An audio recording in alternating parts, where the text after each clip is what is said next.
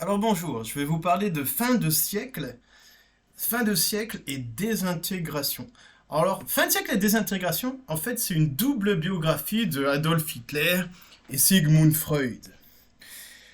Dans cette double biographie, les deux individus qui sont fort différents, mais qui ont grandi dans le même environnement, qui est celui de l'Autriche-Hongrie, le double royaume d'Autriche-Hongrie, qui était le complexe dans lequel ils ont grandi, le complexe macroéconomique, c'est l'environnement dans lequel ils ont grandi. Et moi, ma question de départ, c'était de se demander en quoi cet environnement fin de siècle, c'est comme le nom du livre l'indique, fin de siècle et désintégration.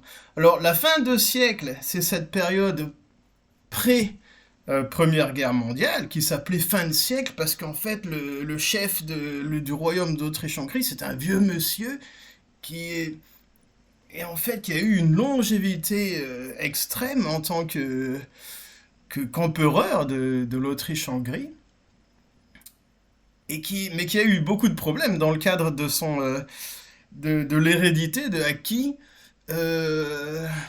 il donnerait son royaume à sa mort. Et on sait, et son fils Rodolphe s'est suicidé dans une tragédie incroyable.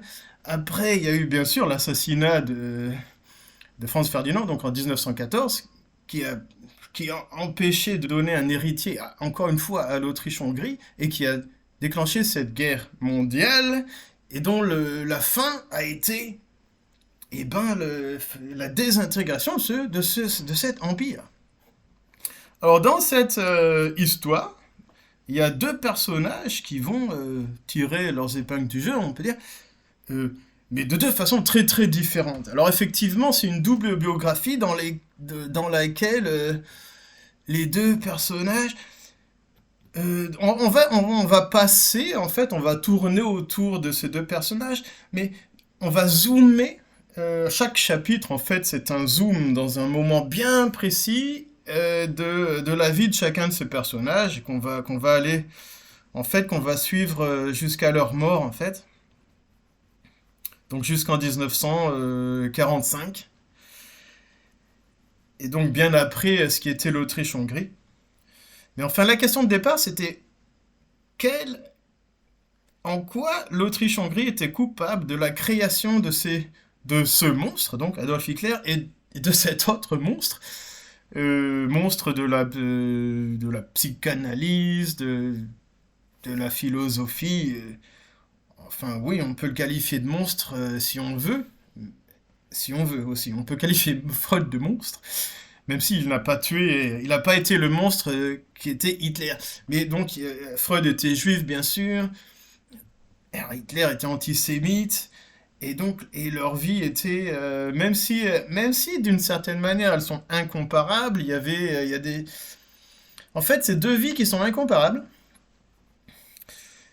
Et en réalité, je ne les ai pas vraiment comparées, hein. Mais c'est-à-dire, mais ces deux,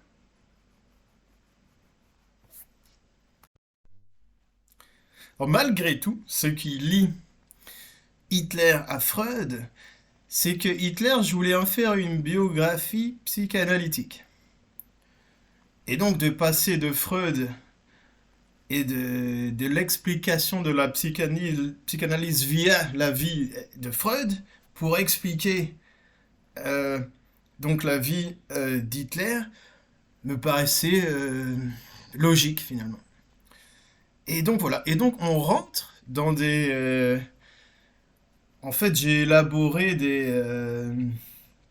des séquences, des chroniques, on peut appeler ça, des séquences bien précises dans la vie de chacun de ces deux personnages, chaque séquence sont en fait des bifurcations. C'est-à-dire à chacun de ces moments, leur vie bifurque en fait. Et bifurque dans une certaine direction, alors qu'elle aurait pu bifurquer dans une autre. Mais à chaque fois, la vie bifurque. Et donc c'est ça qu'on voit dans cette double biographie psychanalytique de Freud et aussi d'Hitler.